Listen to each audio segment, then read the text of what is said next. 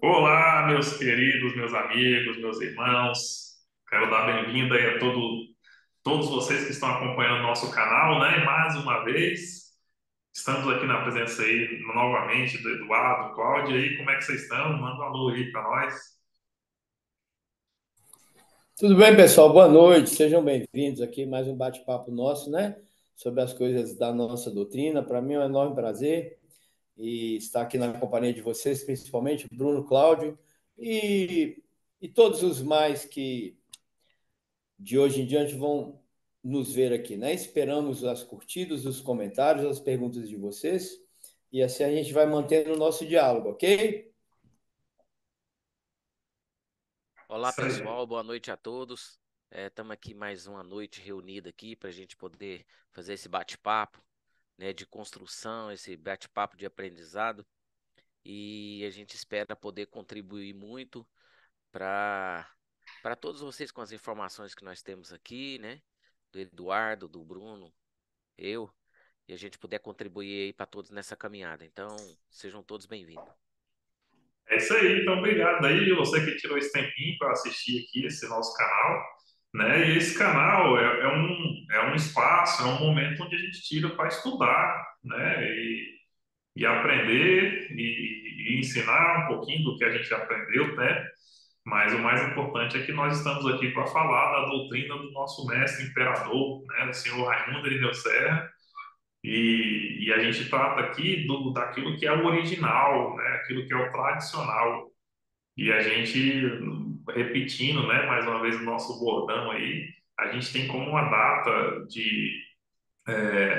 a data de parâmetro para os nossos estudos, né? Então, dia 6 de julho do ano de 1971, né? Então, esse é o canal que a gente tem para poder resgatar, né, conhecimentos que hoje não estão sendo praticados e para a gente deixar vivo, né, o legado desse nosso mestre brasileiro nato, né, que recebeu essa doutrina aqui no nosso território nacional, né, na língua portuguesa, e é disso aí que nós vamos falar hoje, né?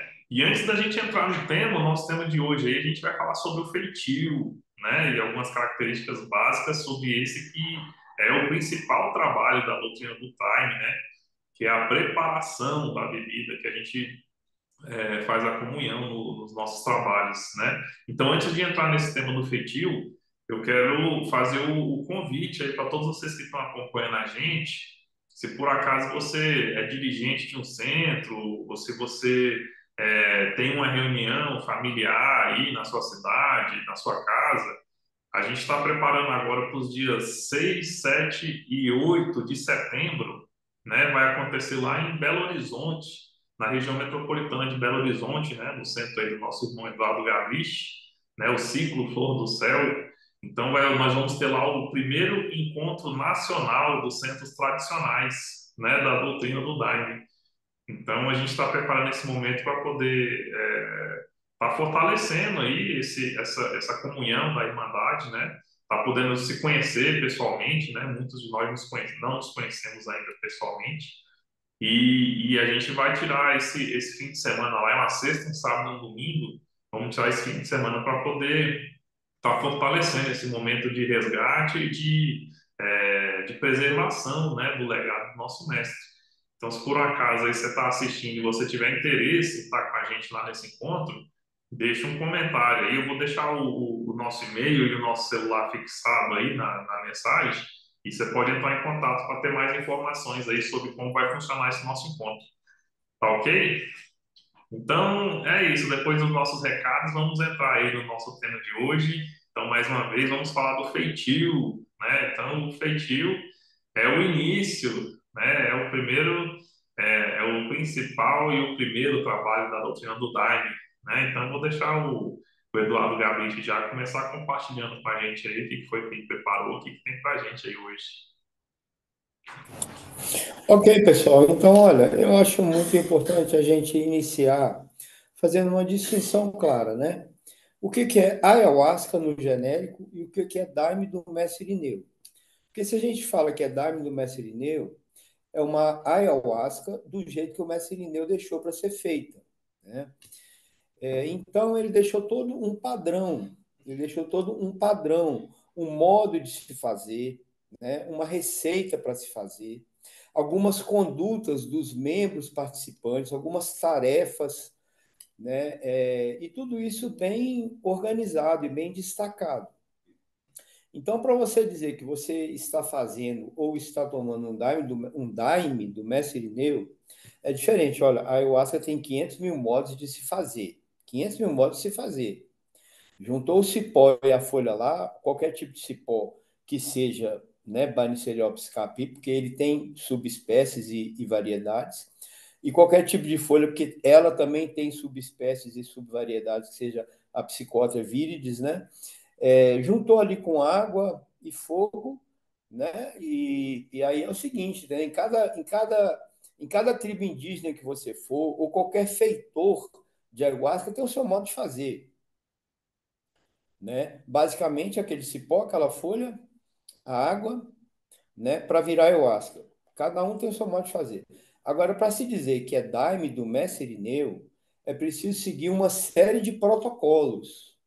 E é sobre isso que é o nosso objetivo da gente falar um pouquinho aqui hoje. Ô, Eduardo, enquanto você prepara aí, eu lembrei aqui que o pessoal faz até fermentando, né? Mascando, masca o cipó com a folha e deixa fermentar.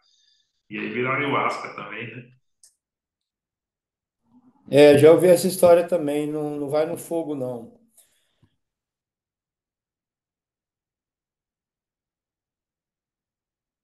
E aí o Daime do Mestre Irineu, ele tem uma série de questões, né, que estão em volta dele, que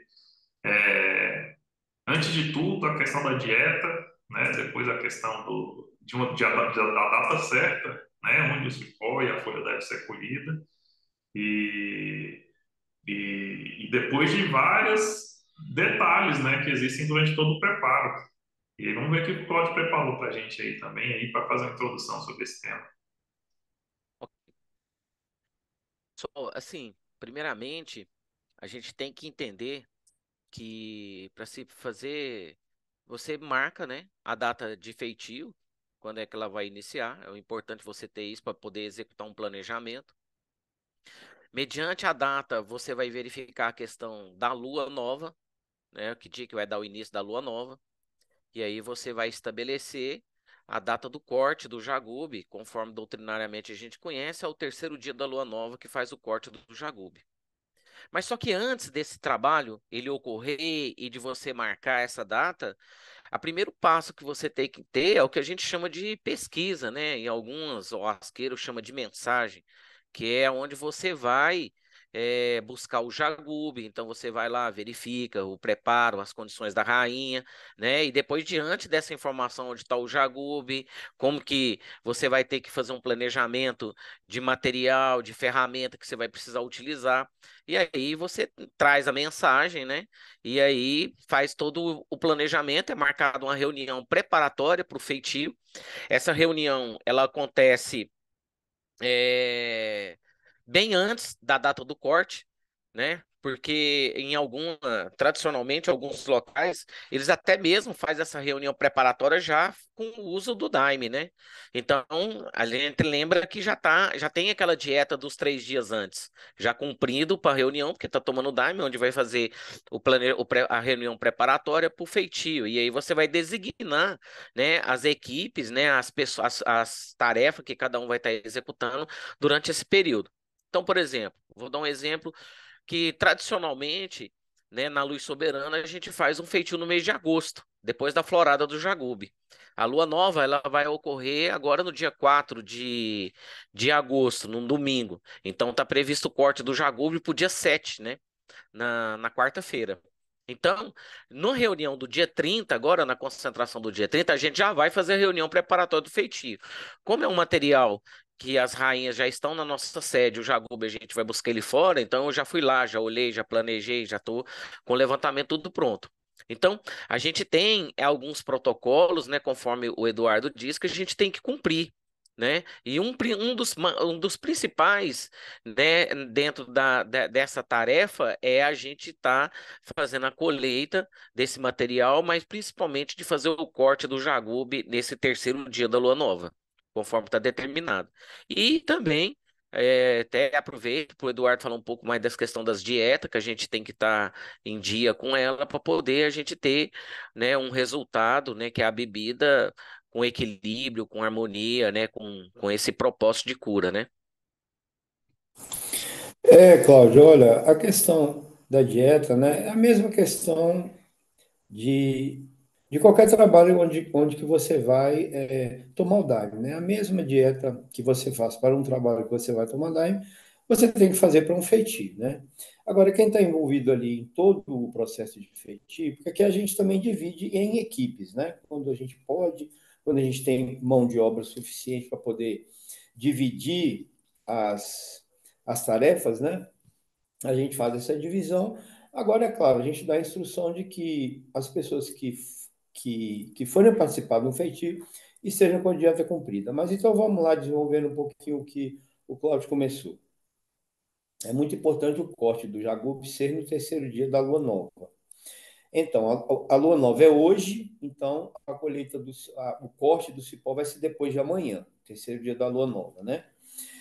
Muitos centros não conseguem cortar o jagube e reunir as pessoas para poder bater o jagube naquele mesmo dia ou um dia depois. Aqui, por exemplo, a gente faz o corte no terceiro dia da lua nova, mas a gente só vai bater o jagube no sábado posterior, porque né, é quando se reúne. Mas o importante é que o corte seja realizado, então, no terceiro dia da lua nova, né? Isso aí é regra. Bem, então, conjuntamente a isso, né, ou melhor dizendo, paralelamente a isso, já vai sendo colhidas as folhas. Então, bem, aí eu já vou desenvolver uns outros assuntos aqui. Olha, é importante dizer o seguinte: eu às vezes vejo aí muitos vídeos no YouTube, as pessoas ligadas ao Daime, né, ou ao Santo Daime, digamos assim, que já não é seguindo de uma forma mais rigorosa, né? As coisas históricas e as receitas que o Mestre deixou, mas eu vejo muito isso, assim, por exemplo, homem de bermuda, já vi até batição de mulheres, já vi vídeos também alguns tipos de trabalho em fornalha ou em beira de fornalha com participação feminina. Olha, isso historicamente não existe. Historicamente, a gente sabe o seguinte, que o trabalho do feitiço era todo feito pelos homens. Então, tinha a turma do jagube, que ia na mata tirar o jagube, tinha a turma dos homens que ia na mata tirar a folha, e tinha a turma dos homens que ia tirar o bálsamo, que é a lenha que o mestre Irineu deixou, né? Tem isso também. O mestre Irineu, ele gostava de fazer o daime com bálsamo, que é um tipo de madeira lá, né, do Acre, que, segundo ele, dá um fogo especial, uma espécie de uma boa pressão, né, para se cozinhar o daime. Então, esse trabalho era dividido dessa forma, mas com o passar do tempo, a gente foi vendo que, até mesmo em alguns centros tradicionais, é, a colheita de folhas, né, isso até é muito fácil de se entender, né, o porquê. A folha, a gente sabe que é o princípio feminino, né, do Daime. Então, exatamente por isso, foi sendo delegado, ou melhor, foi sendo permitido às mulheres a participação na colheita de folhas. Então, aqui no nosso centro já está mais ou menos esquematizado assim. Os homens, né, tiram o cipó, lavam o cipó, cortam o cipó, lavam quando precisa ser lavado, né? Batem o cipó e cozinham o daime. As mulheres não chegam perto da batição, não chegam perto da fornalha quando se está cozinhando o daime, né? O serviço delas é restrito à colheita de folhas, né? E talvez fazer alguma faxina antes do feitio que precisa ser feito, ou preparar alguns alimentos que precisam ser preparados, mas elas nem chegam perto da fornalha, elas deixam lá e alguns dos homens vão lá e buscam. Então, elas meio que vedado, né, essa parte de jagube, né, do trabalho com jagube e do trabalho de fornalha para se fazer o daime bastante vedado às mulheres a participação, ou até mesmo ver de longe, né, uma batição ou um trabalho em fornalha. Aqui isso já está bem discutido aqui no nosso centro e as mulheres respeitam. Então, não é O nada Eduardo, difícil de se só fazer. acrescentar também que a mulher ela não pode estar nos dias de período menstrual, né? Porque aí, estando no dia de período menstrual, aí, em hipótese nenhuma, né? Não participa de nenhuma das tarefas do feitio. Sim, hipótese nenhuma. A gente aqui é, né, as mulheres aqui que fazem a colheita de folhas, elas já sabem disso. E quando tem alguma visitante não fardada, né, que pede para poder participar, né, e ajudá-las na colheita de folhas, é sempre perguntado, é sempre dada essa instrução. Se estiver em período de regra menstrual, não pode participar da colheita de folhas, certo? Então, seguindo aí, assim como eu estava dizendo aqui, a gente faz o corte do jagubo no terceiro dia da lua nova. Muitas vezes a gente vai esperar o próximo sábado, que é quando a gente consegue juntar os homens para poder bater. Aí a gente bate aquele jagube a noite inteira e no domingo, né, a gente cozinha. Então aí geralmente tem, né, a turma que bate e uns dois ou três que ficam ali na fornalha, né, que não dá para virar à noite muitas vezes, né, fazendo os dois serviços. Então tem a turma que bate e tem uns dois ou três que vão depois cozinhar. Nesses dois ou três, né, além de ter que cozinhar, né, também tem que mexer na lenha, né, manter a fornalha acesa. Então a gente já deixa tudo isso preparado, né? Antes do sábado da batição, a gente já vai deixar o jagube cortado, já vai deixar o jagube cortado. Aí sim, no dia que você vai cortar o jagube, né? O corte geral da base tem que ser feito no terceiro dia da lua nova. Isso eu vi até no Acre. Muitas vezes as pessoas não podem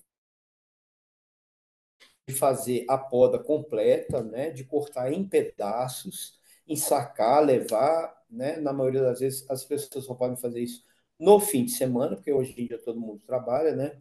Então é assim, faz o corte da base ali no terceiro dia da lua nova, beleza?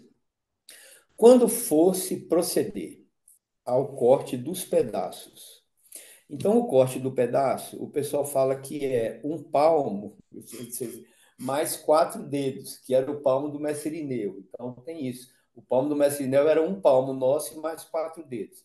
Então, você pega o jagube, né? Nessa marca, a gente geralmente pega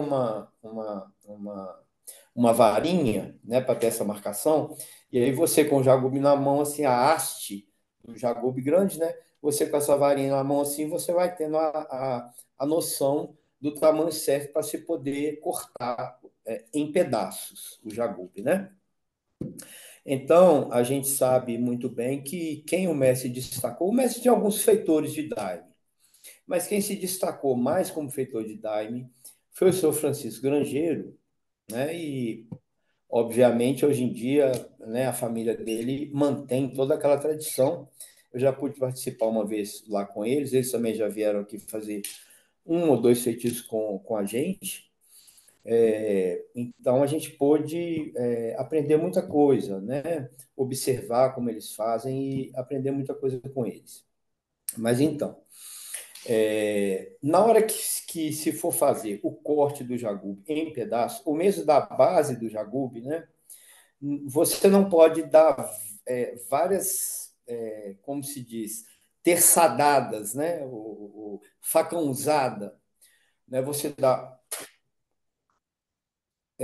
um corte, né? E depois, né, se você não conseguiu cortar aquela base do jagube com um corte apenas, com um golpe apenas, melhor dizendo, aí você vai pegar uma marreta, né, que a gente bate o jagube, e vai ajudar o facão a fazer aquele corte. Da mesma forma, quando você vai cortar em pedaços de um palmo mais quatro dedos, né, que é o palmo do Messi, e que é até uma medida muito boa para você bater o jagu quando você está lá no toco batendo, né? Essa medida é ideal realmente para você segurar na mão e estar batendo o jagu ali ao mesmo tempo, né? Com a outra mão, claro.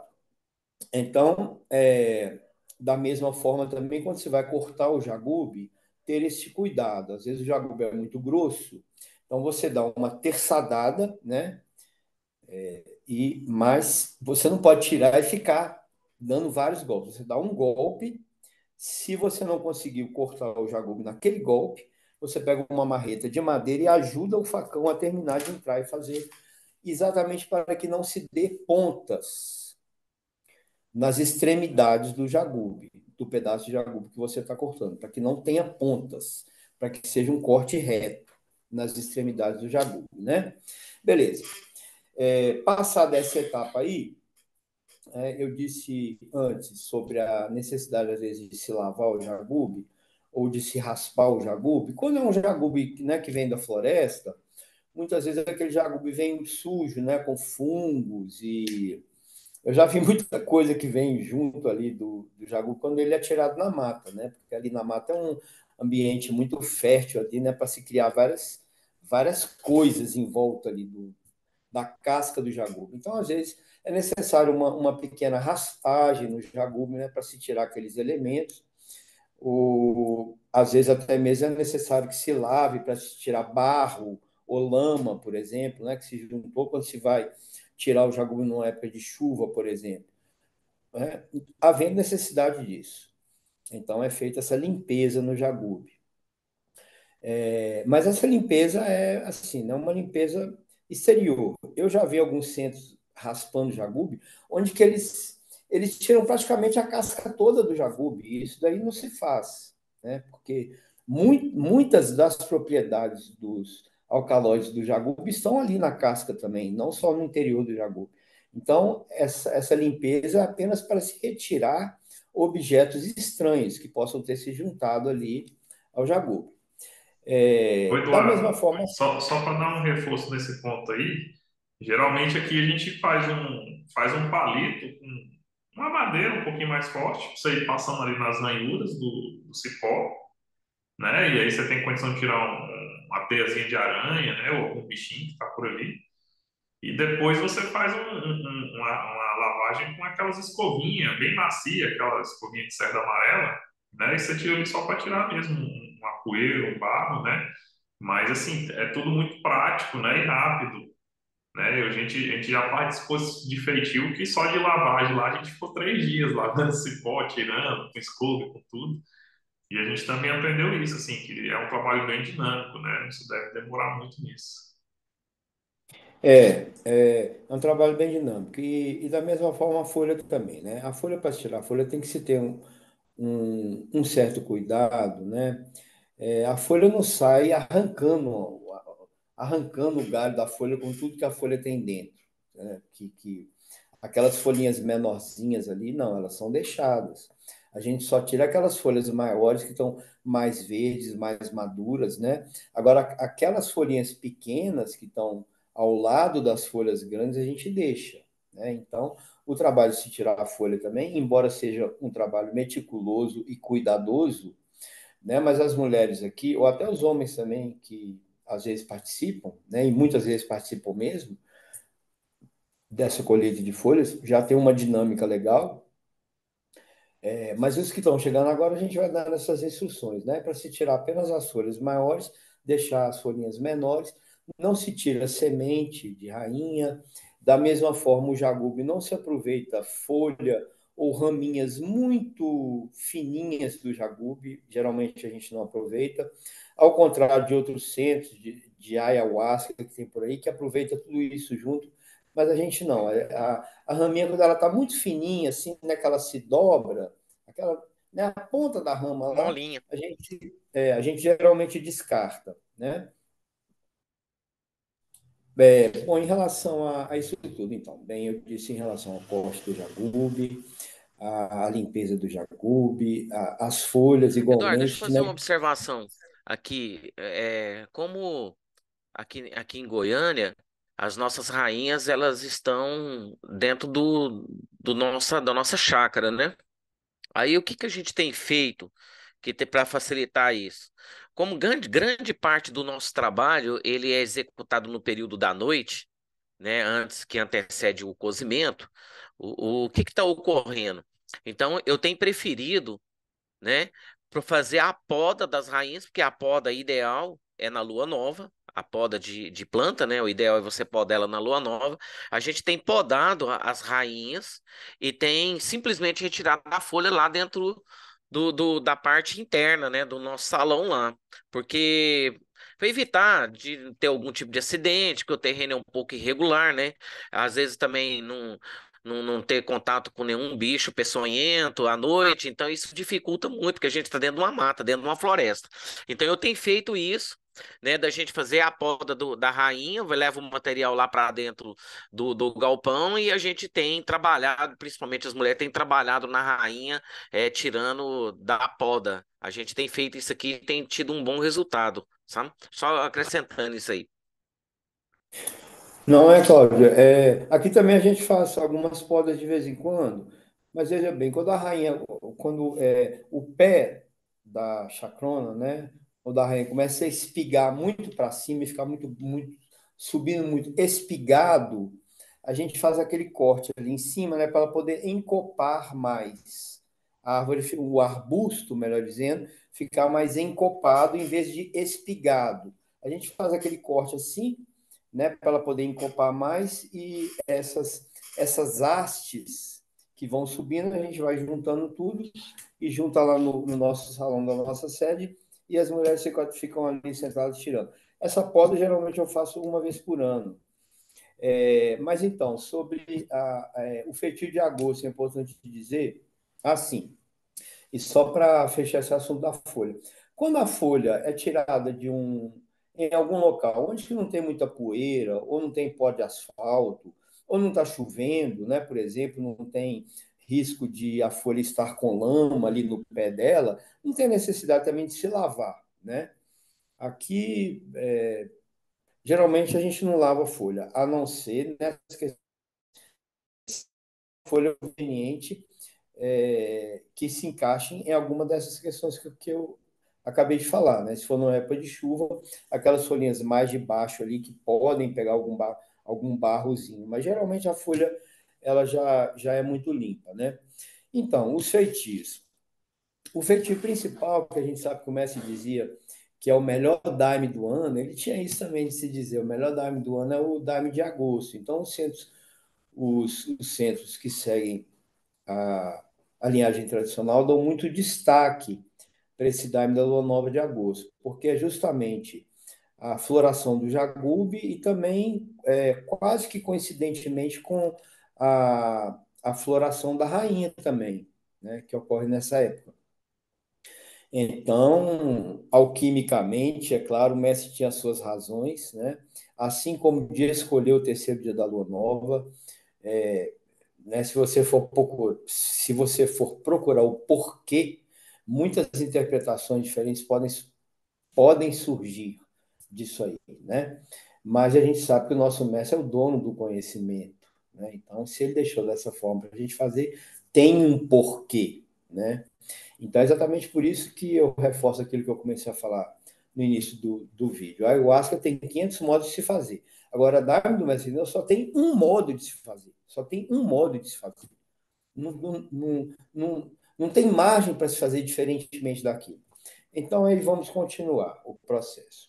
Tirou o jagube, cortou o jagube em pedaços, tirou a folha, já está com a folha colhida ali. Beleza.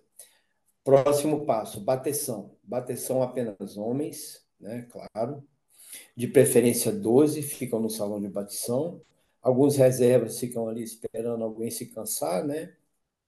Pode haver um revezamento, não tem problema. Mas então aqueles homens vão passar ali, geralmente à noite, né? À noite é que se bate o jagube, de preferência. Pode ser de dia também, mas de preferência à noite. Depois que se fechou, né, ou se concluiu aquele trabalho de se bater o jagube, e a bateção é manual, em cilindros, em marretas cilíndricas de madeira, né? Aí depois que se bateu o jagube todo, é que vai começar o processo de cozimento. Geralmente assim. Às vezes pode mesclar também para ir adiantando o serviço, né? Alguma parte do jagube já está batida, a folha já está ali tirada, já vai se montando as panelas e já vai se cozinhando enquanto termina o trabalho da batição. Tudo isso vai depender do número de pessoas, né, disponíveis ali para aquele serviço, mas não se tem uma regra específica que tem que ser assim o assado, não. Beleza, isso aí é de acordo com o grupo ali. Mas então, vamos passar para a etapa do cozimento, ou melhor, da montagem da panela primeiro.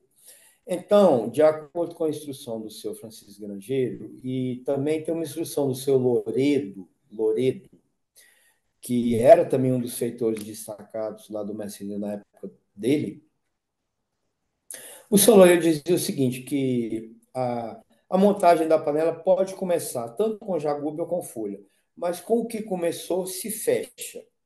Então, as camadas, de preferência, são 7. Lá no Centro Livre, né, por exemplo, o pessoal começa com folha, né, uma camada fina de folha no fundo da panela, aquela forração de folha. Aí vem jagube, folha, jagube, e fecha com folha. Segundo o seu Loredo, você também tem essa opção de começar com jagube e fechar com jagube. O ideal é que seja 7 camadas alternadas, né? Mas que seja um número ímpar, de acordo com o seu Loredo. Pode ser 5 ou pode ser 3, mas o bom mesmo é que seja 7. A gente sabe que isso também já foi deixado pelo nosso mestre, né? De preferência que fossem 7 camadas alternadas. Aí vamos lá para as proporções. Antes disso, tipo de cipó é bom a gente falar, né? O cipó que tem, que rola mesmo no Acre, que tem em todo canto do Acre, que na época do mestre Irineu não era nem necessário andar muito ali longe da casa dele, onde ele morava, para se achar jagube. O jagube que tem ali é o chamado ourinhos, a variedade ourinhos. É o jagube que tem no Acre, em abundância, né? Até hoje, com aquele desmatamento todo que tem ali em volta das grandes cidades. Mas quando você entra numa mata ali, talvez a 100 quilômetros ali de Rio Branco, você acha o jagube. E jagube é ourinhos, né? Hoje em dia também muita gente planta, a maioria dos centros planta hoje em dia. Já quase não se tem que ficar recorrendo à mata, principalmente lá no Acre, onde já tem aquele ambiente estufa da floresta amazônica, né? E ali o jagube ele é o habitat dele mesmo. Então você planta ele lá em 3 anos ou 4 anos, você já tem um jagube grande, grosso, para poder colher. Mas, enfim, existem outros centros também que usam outros tipos de cipó. O tucunacá se destaca, o calpuri se destaca. Eu já tive informações de feitores antigos do mestre Irineu dizendo que pode-se usar esses jagubes também. Outros não, outros falam, não, o jagube que tem aqui é ourinhos, é que o mestre trabalhava, então a gente só faz com ourinhos. Enfim, passar essas etapas. Também a folha, é importante dizer, da folha, porque a União do Vegetal, ela também trabalha com outros tipos de folha, que dão em outras regiões do Brasil, que não no Acre. O nosso folhal aqui, o nosso ranhal, já tem 20 e tantos anos, quase 30 anos que eu comecei a plantar, foram mudas que eu trouxe do Acre. Aí, de acordo com um amigo meu, etnofarmacologista, o Dr. Carline Guimarães, ele me disse que essa variedade do Acre é a chamada caboclinha, folha caboclinha. Eu não sabia que tinha esse nome, mas é o que se chama entre os ayahuasqueiros a folha caboclinha preta, ainda tem essa caboclinha preta, é a folha que dá no Acre, né? Nativa lá no Acre. Então, a gente, de preferência, a gente trabalha com esse tipo de cipó e com esse tipo de folha. Ok, montou-se a panela. Aí, como que é a proporção? Aqui eu uso aqueles caldeirões grandes, o caldeirão número 60. Ele, sem nada, ele cabe 129, esse número é 129 litros. Mas com o material dentro, então eu faço o seguinte: 30 quilos de jagube para 7 quilos de folha. Jagube já batido, claro, para 7 quilos de folha. mais ou menos a mesma proporção que eu já vi outras pessoas lá no Acre de centros tradicionais fazem. A proporção é mais ou menos essa: 30 quilos de jagu para 7 quilos de folha. Em camadas alternadas, você monta uma panela, né? Dependendo, claro, do tamanho da panela. Aqui no meu caso, é essa proporção que eu uso: 30 quilos de jagu batido para 7 de folha. Aí, beleza, vai entrar naquela. Eu preciso de fazer 3 panelas, né, para tirar daime. As duas primeiras são de cozimento e a terceira é de daime. Nas duas primeiras de cozimento, entrou um material novo na primeira panela, entrou um material novo na segunda panela, vai entrar ali de 60 a 70 litros de água em cada uma dessas duas panelas novas. E eu vou tirar aproximadamente de 30 a 35 litros de cozimento em cada uma. Metade do que entra de água sai. Muito bem, tirei o primeiro cozimento, né? Aquele cozimento naquela primeira panela, tirei aquele cozimento da segunda panela, nova. Beleza, aí eu já tenho o cozimento pronto para fazer a terceira panela, que é a panela de daime.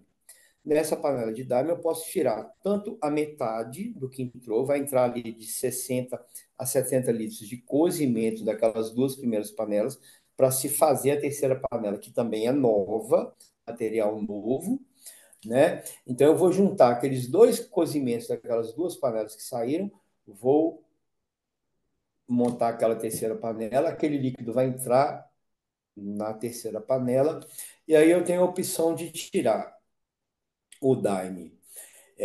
Se eu for tirar o daime, a metade daquele de 60 a 70 litros de cozimento que entrou ali, eu vou reduzir, da mesma forma como eu fiz nos cozimentos, eu vou reduzir nessa terceira panela, que é a chamada a panela do daime, que Apuro. é o apuro, né? Que é o apuro, eu vou reduzir de metade a um terço. Essa é a proporção. Tá? Essa é a proporção. Então, da mesma forma, vai sair ali entre 25 e 35 essa terceira panela. Então, essa é a regra. Só se tira um cozimento em cada panela, só se tira um daime na panela do apuro, que é a panela do daime, e aí tem-se o daime do mestre Irineu, ou pelo menos de acordo com o que ele deixou especificado para fazer, né? Durante o trabalho todo do feitio, é importante, ou pelo menos durante a batição, ou durante ali aquela etapa de se cozinhar o daime na fornalha, né? É importante que se mantenha um silêncio respeitoso, né? A gente só fala sobre assuntos pertinentes ao trabalho, entre os homens ali, ou entre as mulheres lá na folha, né? Só se fala ali alguma questão relacionada ao trabalho, alguma necessidade ali de momento relacionado ao trabalho, mas um silêncio respeitoso e uma alimentação mais leve, né? Até no tempo do mestre Irineu era só macaxeira sem sal e chá de capim-limão sem açúcar, ou se quisesse botar açúcar até podia, mas a macaxeira era sem sal, né? Era essa que era a alimentação do feitio. Lembrando que no tempo do mestre e até hoje lá no Alto Santo, eles fazem feitiços praticamente todos os meses, tirando aí o mês, claro, de carnaval, né? Quando se cai a lua nova ali perto ali de fevereiro, ou às vezes até março, como já tivemos casos de acontecer, é que não se faz lá e não se trabalha. Mas aqui no nosso centro a gente faz. Além do feitio de agosto, a gente faz, que esse realmente é de lei, né, da gente fazer. Vamos estar entrando nele agora também no dia 3, 4, 5, dia 7, né, Cláudio? Dia 7. Além desse, também eu costumo fazer um feitio aqui no começo do ano, quando não cai em carnaval, que é quando as minhas folhas aqui também se recuperam depois das chuvas de fim de ano. Então, geralmente ali no mês de março é que eu faço também um feitio. Afora esses dois feitios, é claro, quando existe uma necessidade, né, a gente faz um feitiozinho menor, né, só para suprir aquela necessidade. Mas de lei mesmo são 2 feitios por ano que a gente faz aqui. Tá bom? Então, Isso deve ter falado aí basicamente sobre a estrutura e passa a palavra para vocês também, tá? Se quiser fazer alguma pergunta. Cláudio, também conta um pouco da sua experiência aí no seu centro, como é que vocês fazem. Ok, Eduardo, vamos falar aqui alguns pontos aqui. Praticamente assim, você abordou, né, os pontos principais com relação a esse trabalho, que eu vejo assim, doutrinariamente, isso é uma regra que não tem a gente sair fora dela, é o corte do jagu na lua nova, terceiro dia a colheita dele, não tem, isso é o que define, né? Muitos lugares a gente percebe, outros centros, né, que eles não respeitam isso, fazem na lua cheia, na lua minguante, na lua crescente, e eles não têm esse parâmetro, né? Eles não obedecem essa regra, né? Aqui também na Luz Soberana, a gente aproveita o trabalho das mulheres também, claro, dentro das regras, conforme já foram descritas aí pelo Bruno, né? A questão da regra menstrual. Então a gente aproveita essa mão de obra, aproveita também, é importante lembrar, porque a gente não tem mão de obra masculina suficiente, então a gente tem que recorrer, nós não temos como.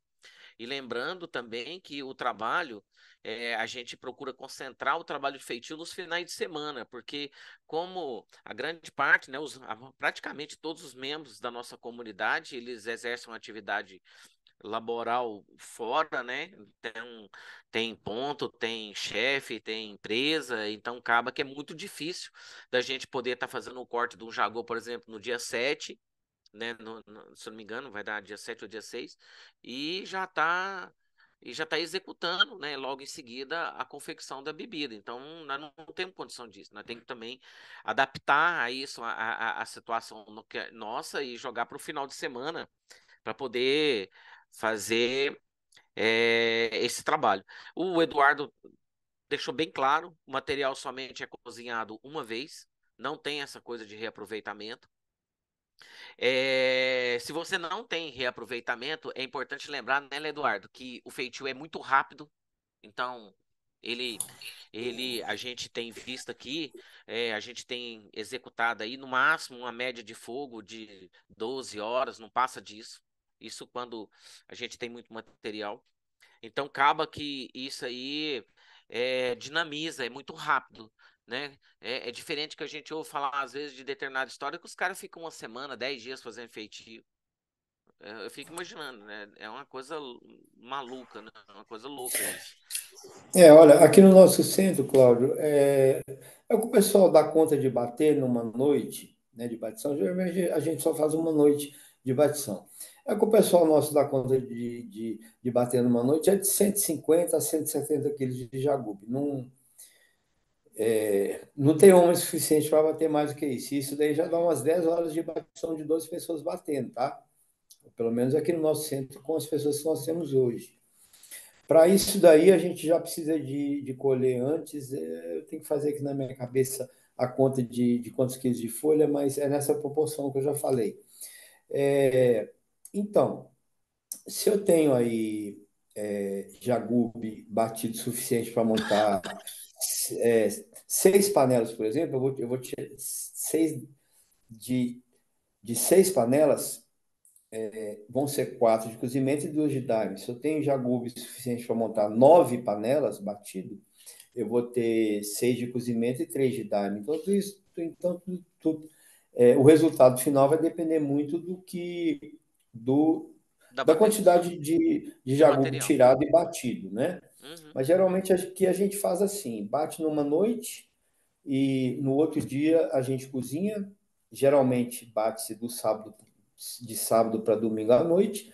Domingo já chega o pessoal bem cedinho lá, já começa a cozinhar e geralmente no fim do dia de domingo já terminou, ou às vezes na segunda termina todo o trabalho de feitio. Uhum.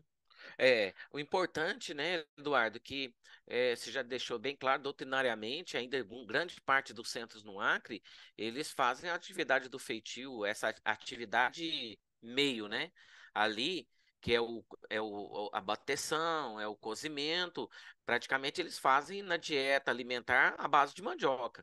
Ainda tem lugares ainda que fazem isso, né? Aqui não é o nosso caso, porque as pessoas não estão acostumadas. Primeiro, que a gente carece de uma mão de obra, né? Então a gente acaba que a gente tem que aproveitar e como ainda são pessoas ainda que não têm aquele costume ou não têm o preparo adequado para poder enfrentar um trabalho desse dentro do requisito, né, dentro da regra, acaba que a alimentação nossa aqui, ela existe, café da manhã, almoço, janta, normal, né, quando a gente está trabalhando lá, justamente porque as pessoas têm esse costume, elas precisam estar alimentadas para poder seguir. Mas um ponto importante que eu gostaria de destacar é que o trabalho de feitio é um trabalho de risco, é uma atividade pesada, né? Principalmente, grande parte aqui do nosso pessoal, todo mundo está acostumado a mexer com mouse, ninguém está acostumado a mexer com machado, com motosserra, né, para cortar lenha. Então, é o pessoal que mexe com mouse. Então, assim, acaba que isso não está acostumado a mexer com ferramenta, isso aí é um processo evolutivo que as pessoas vão desenvolvendo essas habilidades, né? Mas o mais importante que eu vejo também, que eu gostaria de destacar, é que por ser uma atividade arriscada, uma atividade que tem um certo perigo, né, de queimar, de cortar, é importante que eu sempre friso isso, que as pessoas façam isso na força. Que elas estejam na força, porque aí elas conseguem ter mais concentração, elas conseguem ter mais percepção da atividade que ela está fazendo. Um outro ponto que eu acho assim que é importante o nosso centro é um centro pequeno, com muito poucos membros, né? Então acaba que as atividades de feitio, elas não estão separadas as tarefas, né? Todos têm condições de fazer e eu sempre procuro desenvolver que cada fardado conheça todos os processos da colheita, do jagube, do trabalho com fogo, até mesmo de olhar a panela. Né, de trabalhar ali na panela e poder estar ajudando, porque nós não temos a quantidade suficiente para dividir as pessoas em determinados grupos específicos para tarefas específicas, né? Da atenção É, ali ou da mão de obra daquele fardado ali para poder a gente fazer a condução do feitio. Então, e isso de uma certa forma, ela é importante porque acaba que ela desenvolve, né, a percepção e desenvolve habilidades nesse fardado, até mesmo para ele ficar mais firme e mais comprometido ali com a doutrina, porque ele está conhecendo praticamente todos os processos do feitio. Né? Isso aí é muito importante. A questão silenciosa, ela é importante, é disciplinar, né? Mas assim, eu vejo que talvez o mais importante aqui naquele momento ali, naquele local onde está sendo feito o preparo, né? Onde está sendo feita, no caso, a bateção, a gente mantém ali o silêncio, porque é um trabalho de muita concentração, né? É, Outra coisa assim que você falou, Eduardo, e que eu gostaria até mesmo de acrescentar, é que não existe uma regra ou não existe um padrão para retirar a panela.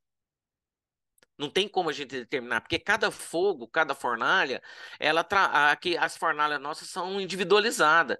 Cada uma delas trabalha de forma diferente. Então, assim, como a gente não tem um recurso de usar uma madeira como um bálsamo ou como um arufferro, né, que dá uma pressão, que dá uma potência no fogo, a gente acaba apelando para eucalipto e até mesmo lenha que a gente tem ali na nossa região. Então, o que que ocorre com isso? É importante lembrar que não tem como a gente definir. Igual muitos falam, ah, não, fica 2 horas, fica 1 hora e meia, o apuro, 2 horas, 2 horas e meia. Não tem como definir isso, né? não, não Porque tem como definir. Não cada tem. panela, ela comporta diferente. Agora, é importante, né, que quem está fazendo o daime, ele tem essa percepção, ele tá ali na força, observando, porque você vê os sinais de quando o daime está pronto. E aí, quando a gente vai retirar o material, que você coloca ele para escorrer, você vai perceber que cozinhou aí metade do material que entrou, entendeu? Ou às vezes, dependendo, agora, por exemplo, nessa época agora de agosto, as panelas têm um comportamento muito diferente, porque aqui na nossa região o jagú está um pouco mais seco, né? Então costuma sair um pouco menos do que a metade que a gente estava esperando ali, né? E aí varia, mas o importante é você estar concentrado no trabalho, com a atenção redobrada ali nas panelas, para quando você perceber que o daime já está pronto, você já escorrer a panela, né? Então é importante isso aí, a gente frisar. Então não tem como a gente determinar, não, isso aí vai ficar 2 horas e meia, vai ficar 1 hora no apuro, não tem como. Um outro ponto também, que isso aí eu vi com os antigos, é que geralmente a gente costuma dar a preferência na panela do apuro de usar aquele material da bateção que está mais pó, né? A gente usar o pó, principalmente o pó, e deixar mais o material mais fibroso para os cozimentos. Isso aí eu vi que é uma coisa que tem muito destaque, né, para o pessoal mais antigo, na hora de fazer esse trabalho de feitio, né? Agora, ainda aqui, acaba que a gente tem, nos últimos anos, a gente tem trabalhado com essa perspectiva, mas principalmente o pessoal que está mais ligado ali no cozimento, o pessoal que está mais ligado na atividade fim do feitio, a gente tem procurado ficar aqui em regime de internato, sabe, Eduardo? Ou seja, você chegou para o feitio, só vai embora na hora que terminar. E fica mais variável para as atividades mais de meio, mais de preparo, né, de material, como lenha, uma coisa que tem que estar cortando, tem que estar coletando, tem que estar preparando. A gente deixa o pessoal que é mais variável, aquele pessoal que às vezes ele só vai um dia e aí ele não vai voltar. Então, a gente tem procurado desenvolver uma disciplina no sentido de que quem fica mais assim nas atividades mais importantes do feitio são pessoas que estão já ali naquele regime de internato. Elas já estão ali, chegaram para ficar e só vão embora na hora que houver a conclusão. Ou seja, elas não vão e vão voltar para a atividade, né? Então, a gente tem tido uma observância bem rigorosa nesse sentido, né? Outra coisa que eu falei da questão do Daime, né? É a gente aqui, eu sempre procuro ficar atencioso com relação ao pessoal que está trabalhando, que é a questão da hidratação, né? Sempre estar hidratado para não gerar nenhum tipo de fadiga e gerar nenhum tipo de falta de atenção, né? Porque isso aí pode ocorrer acidentes, principalmente a gente que não tem essa habilidade ou não tem esse costume de ficar mexendo com ferramenta, isso aí é rigoroso. Graças a Deus a gente não tem acidentes, nunca tivemos acidentes entre nós de queimar ou de alguma coisa assim de corte. Então, mas assim, é um importante a gente ter muita atenção, principalmente quem está dirigindo o trabalho, porque às vezes ocorre de chegar pessoas mais novas, né, pessoas mais jovens que não têm nenhuma habilidade, né? Ou seja, e principalmente o pessoal aí que jogou biloca lá no tapete do apartamento, né? Então, isso aí chega muito. Então, a gente tem que ter atenção nesses jovens, né? Principalmente isso aí. E lembrando que o fechamento do feitio a gente tem feito como uma prática nossa, né? E a gente sempre deixa isso frisado, que é um fechamento como se fosse um trabalho normal, tá? Então, ali o pessoal que ficou, né? A gente reúne, canta os hinos novos do mestre, faz o encerramento do trabalho, faz as preces e fecha o trabalho de feitio, porque ele é um trabalho como os outros de concentração, um trabalho ordinário, tá? E lembrando que uma das coisas que eu vejo que é importantíssimo, sabe, Eduardo, Bruno, que essa reunião preparatória do feitio, igual essa que a gente vai fazer no dia 30, onde a gente estabelece o planejamento, ela é muito importante, porque ela já nos coloca na condição já de estar nos 3 dias depois da concentração e a gente já está preparado para o dia que entrar a lua nova, né? E a gente já vai fazer o corte, então acaba que ocorre que ela é uma dieta um pouco mais prolongada do que os 3 dias antes, né? Isso aí também eu vejo que faz muita diferença, principalmente aqui para nós que está começando, né, na doutrina. A doutrina não é originária da gente, então a gente consegue manter esse trabalho bem mais harmonioso, né, bem mais elaborado, né?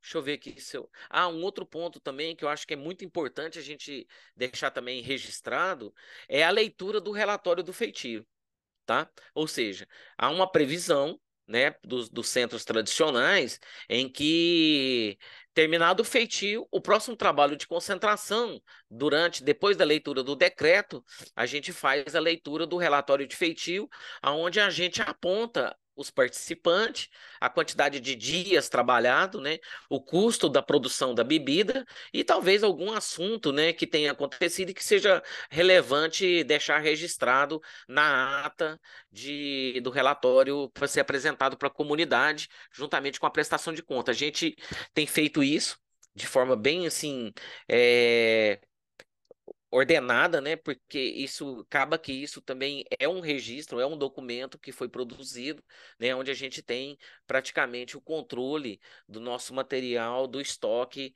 que a gente tem na manutenção. Eu gostaria também aqui, eu gostaria de apontar que também eu acho que é um ponto importante, é que tradicionalmente a gente percebe o envasamento do feitio feito na garrafa de vidro, né? Lá no Alto Santo mesmo, é numa garrafa daquelas grandes de vidro escuro, né? Verde escuro. E eu, particularmente, nós tentamos, né, Bruno, uma época aqui, mas nós não conseguimos ter bom resultado, não, porque a gente estava estourando muita garrafa. E aí a gente apela por usar um material novo, então a gente tem vazado ele frio na galoneira de plástico, né? E isso aí tem tido um bom resultado nas galoneiras de 5 litros, porque o que que a gente tem feito? A gente abre uma galoneira, usa ela, aquele Daime, né?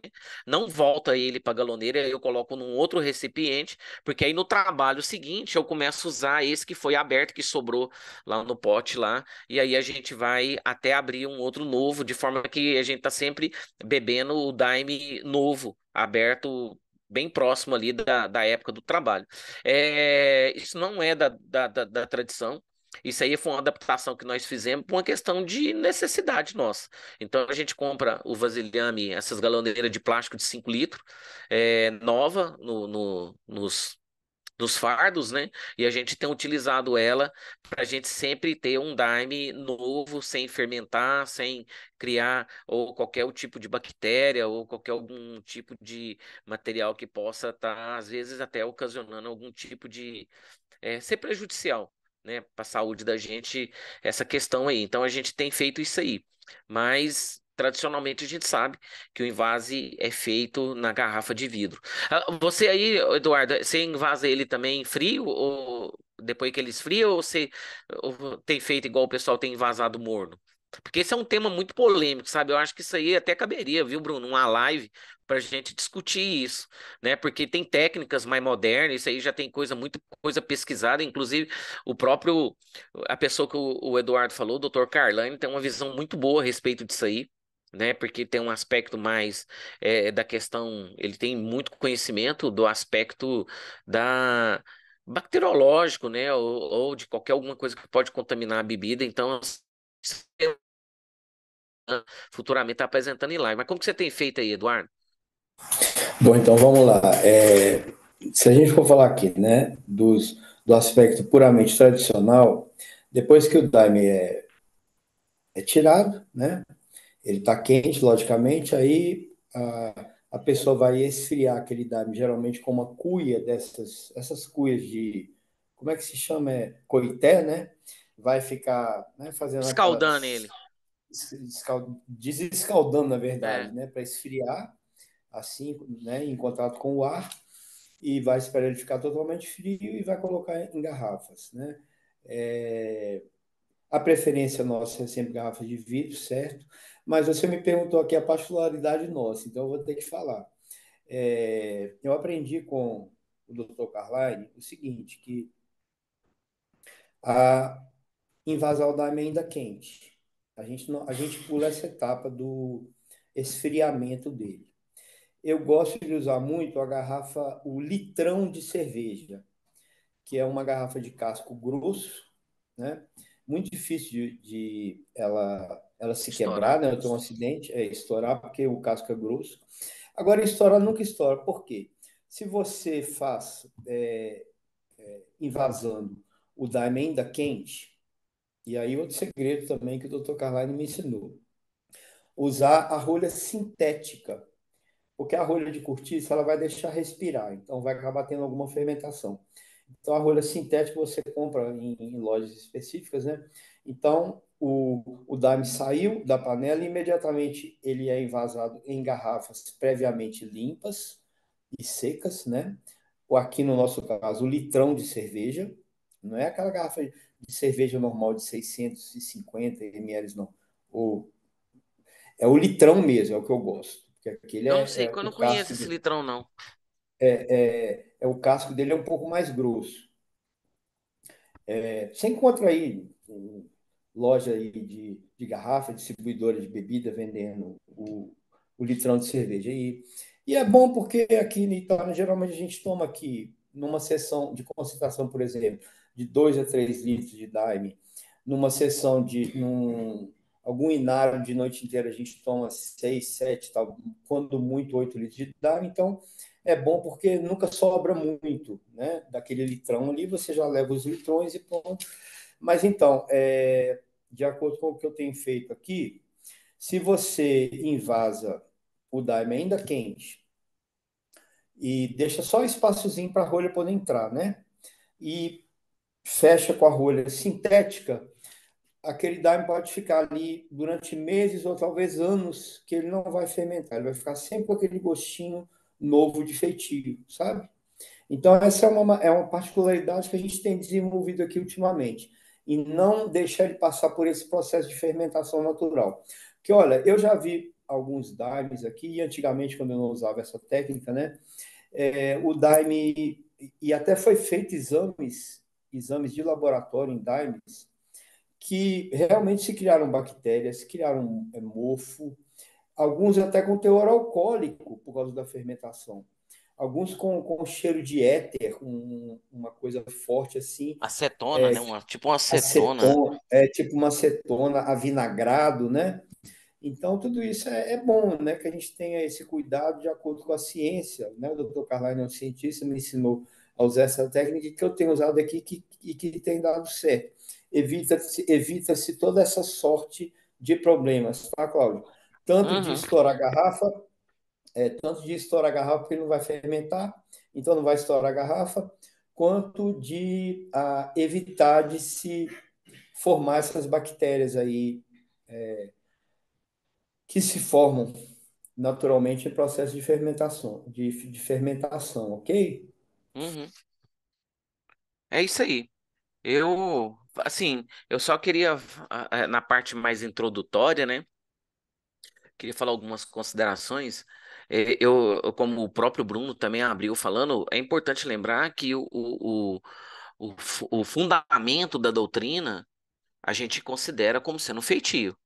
Porque é dele que a gente prepara, né? O resultado do feitio é o que vai dar, nos possibilitar a gente ter os outros trabalhos, né? Os trabalhos de concentração, o trabalho de inário, né? Porque é a confecção da bebida. Então, sim, é o princípio que envolve o meio e o fim. Então, a gente tem que ter essa ideia de que é um trabalho muito importante, né? Porque é o trabalho do fundamento doutrinário, né?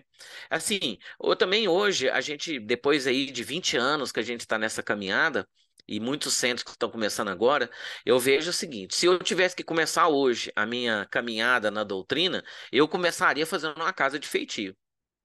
Eu começaria por ali, entendeu? Não construiria um salão, eu construiria uma casa de feitio, ia aproveitando o salão, né, a própria casa de feitio, ia fazendo os trabalhos até ter condições financeiras e condições físicas de levantar um salão. Então, eu vejo que é muito importante isso aí. Né? O feitio ele tem uma representação muito importante porque ele é a união, né? Ele é o processo da união, onde a gente vai fazer a cocção do material. Então a gente vai unir a folha com o jagube, né? A gente vai unir a armina com a dimetiltriptamina, a gente vai unir o fogo com a água e a gente vai confeccionar, né, essa bebida que é o que vai trazer construir essa fraternidade, que vai construir essa comunidade. Então, assim, representa, né, o esforço, né, do trabalho, né, para a gente fazer aquela construção daquele que será o objeto principal da atividade daimista, no caso, a gente está considerando aqui a bebida, né? Então, é um trabalho que vai exigir muita sincronização, vai exigir muita lealdade, muita ali respeito com o irmão, entendeu? Né? Porque não deixa também de para alguns passa a ser até mesmo um trabalho de cura, né? Porque a pessoa está entregando ali a energia dela para poder fazer aquele trabalho, né? E aí acaba que a gente tem que ter essa compreensão da limitação que cada um tem, né? E pode dar aquilo que dá conta. Então é importante a gente ter essa ideia na cabeça, né? Que também o Daime que está sendo produzido ali, ele é o mestre. Né? Então, o Daime é o mestre e o mestre é o Daime. Então, a gente está ali produzindo essa bebida que vai trazer a cura para o corpo físico, mental, emocional e espiritual nosso ao longo aí desse período de tempo que a gente vai estar fazendo o consumo dela, tá? Então, eu gostaria de deixar isso aí, né? Esses registros aí, para que a gente pudesse, né, ter essa compreensão necessária de que é uma atividade importantíssima para o nosso centro, para a nossa comunidade, né? E ela que é o que vai ser oferecido para aquelas pessoas que vão estar nos procurando, né, em busca aí de um auxílio, de um remédio, de uma medicina para poder estar curando ela. Né, como também está trazendo para ela esse autoconhecimento, essa busca, né, e essa verdade para ela. Então é importante a gente entender que isso é uma atividade muito importante, é uma atividade que tem que ser tratada assim com muito respeito, com muito carinho, com muito zelo. É isso aí. Muito bem. Eu gostaria também de finalizar, então, né, complementando isso aí que você falou, é o trabalho mais importante da doutrina, é o feitio, porque a partir daquela produção ali do feitio é que você vai ter daime, né, para tomar nos trabalhos. Então, é o trabalho mais importante, é um trabalho em que todos devem estar envolvidos, né? É um trabalho que demanda muita energia espiritual, mas principalmente energia física. Por isso eu digo que é um trabalho de muita disciplina física, sabe? Também. Eu digo até o seguinte, que o homem aprende a ser homem depois que ele passa uma noite inteira ali batendo jagube. Aí o camarada passou nesse teste aí, beleza. Então, hoje em dia é tudo muito fácil, a gente sabe, né? O pessoal usa triturador, até no tempo do mestre mesmo. Tem lá um relato lá do seu Nica que nos centros da Barquinha, isso o mestre ainda era vivo, eles começaram a usar aquela máquina de triturador de ossos para se fazer aquele farelo de osso, né? Já tinha isso lá no tempo do mestre no Acre. E o pessoal da Barquinha começou a usar essa máquina de se triturar ossos para triturar o jagube, né? E ele foi levar essa ideia lá para o mestre, ou melhor, ele foi fazer essa pergunta para o mestre, né? Pois é, mestre, o pessoal lá na Barquinha, lá na Vila Ivonete, já está usando aquela máquina e tal, né, para poder triturar o jagube. O que que o senhor diz sobre isso? Aí diz ele no seu relato que o mestre olhou para ele e falou assim: rapaz, tu tá com preguiça, é? Só falou isso, não precisou falar mais nada para poder vedar essa história, né? Então, o Jagubo deve ser batido. E tem uma outra história também que o seu Luiz, o mestre disse para ele, que numa miração dele, uma vez ele na mata fazendo daime, ainda lá, sei lá em que década, ele sozinho na mata fazendo um daime, ele tirou o Jagube e ele estava lá, né, com a marreta dele lá de madeira batendo, aí ele se lembrou que ele tinha uma marreta de ferro lá nas ferramentas dele. Ele pensou assim, rapaz, se eu pegar aquela. Isso o mestre Irineu. Se eu pegar aquela marreta de ferro ali, eu acho que vai render muito mais esse serviço aqui meu. Foi lá, pegou a marreta de ferro, macetou aquele jaguba ali com a marreta de ferro, fez o daime. Depois que ele foi tomar o daime, disse que só vinha na miração dele aquele tum, aí que ele falou, ele foi, né, se consultar a rainha. O que é isso que está acontecendo aqui? Por que eu estou sentindo isso? Ah, por causa dessa marreta de ferro sua. É, para madeira tem que se usar madeira. E nunca mais ele quis mexer com isso, com essa coisa de macerar o jagube com metal. Então, já ficou estabelecido que é a marreta cilíndrica. Ainda em relação às panelas, né? As pessoas que estão ali para tirar os pontos das panelas, né? a gente se recorre aqui ao chamado gambito, né? Que é aquele pau com os três dentes, né? Que a gente pode entrar com o gambito dentro da panela. Claro, inicialmente, quando se está subindo a fervura, você às vezes ajeita a panela ali, né, com aquele gambito para poder ferver aquele material que está em cima, inicialmente, né, e não deixar também ficar aquele líquido então, né, transbordando. Então, né, você vai fazer aquela contenção, né, quando sobe a fervura, você faz aquela contenção para se ferver aquele material de cima. Depois que já vai baixando, você fica só observando e mais ou menos você faz aquele cálculo, vai lá de vez em quando na panela, introduz o gambito no canto da panela, encosta-se um pouquinho, né? Que aí você vai ver o nível em que está embaixo, o líquido embaixo, e ali você calcula mais ou menos a metade do que entrou é o que vai sair, né? Agora, lembrando que na hora que se vai tirar a panela do apuro, a panela do daime, né? Quem dá o ponto é o mestre. Então, a pessoa que está ali naquela função de panela, ela tem que estar atenta ali.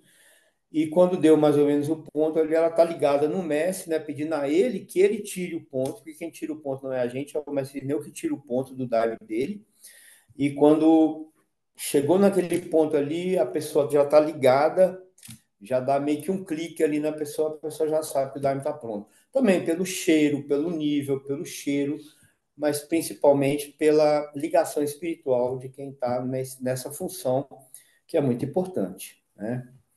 Muito bem, por aqui eu acho que podemos terminar ou alguma outra questão? Eita, isso aí foi muito conteúdo, né? E mesmo com tudo isso que a gente falou, se alguém que estiver escutando aí for participar, ainda não teve essa oportunidade de participar de um feitio tradicional, vai descobrir que toda essa fórmula que a gente narrou hoje aí ainda está muito distante do que aquilo que acontece lá, né, na frente da panela, né, na hora da marreta, porque é mesmo um trabalho alquímico, um trabalho espiritual, né? E existem ainda muitos outros detalhes ainda de questão da tradição mesmo, de questão do ritual, né? Enfim, tem uma forma certa de bater, né? Tem um compasso correto da bateção, tem uma forma correta de remover a panela do fogo, né? Tem, enfim, existem ainda outros detalhes que acontecem ali, né? Mas o feitio é isso, o feitio é esse grande trabalho de união, né? Esse grande trabalho que não só da união ali dos vegetais, né? E dos elementos que estão se transmutando ali, mas da união da irmandade, né? E eu acredito que um dos pontos de destaque é esse, assim, que para aquele fardado, para aquele seguidor que está indo para o feitio, a intenção, né, e o pensamento dele durante todo o tempo do feitio de estar rogando, né, para que aquela bebida ela venha trazer a cura, venha trazer a clareza, né, venha trazer essa intuição, né, para os nossos trabalhos, ela precisa estar sempre presente, né, principalmente de quem está responsável ali pela condição do feitio, mas também de todos aqueles que estão participando ali. E acaba que essa intenção, essa energia, essa entrega, que também vai dar a qualidade final, né, do feitio que vai ser tomado aí durante os trabalhos e durante as concentrações, os bailados. Mas é isso, assim, eu espero que a gente possa ter contribuído um pouco aí, né, com o pessoal que segue a gente e deixar claro, assim, essas questões centrais de que o feitio, ele é isso, ele é cozimento e apuro. Não tem mais nada, né? Não tem redução, não tem dobra, não tem deixar mais forte. A força do daime depois, ela está relacionada, claro que com a qualidade do feitio, mas também com o ritual que vai ser feito, né? E também não tem necessidade da gente fazer tanto daime, porque também os nossos trabalhos eles têm um calendário definido, né? Então, assim, claro que como o Claudio citou aí, o Eduardo, né? Claro, no Alto Santo, um centro grande com um bocado de seguidor, eles precisam ter a necessidade de feitios recorrentes, né? Mas em centros menores, às vezes um feitio, dois feitios por ano, eles são suficientes, né, para atender toda a demanda de Daime ali para aquele ano.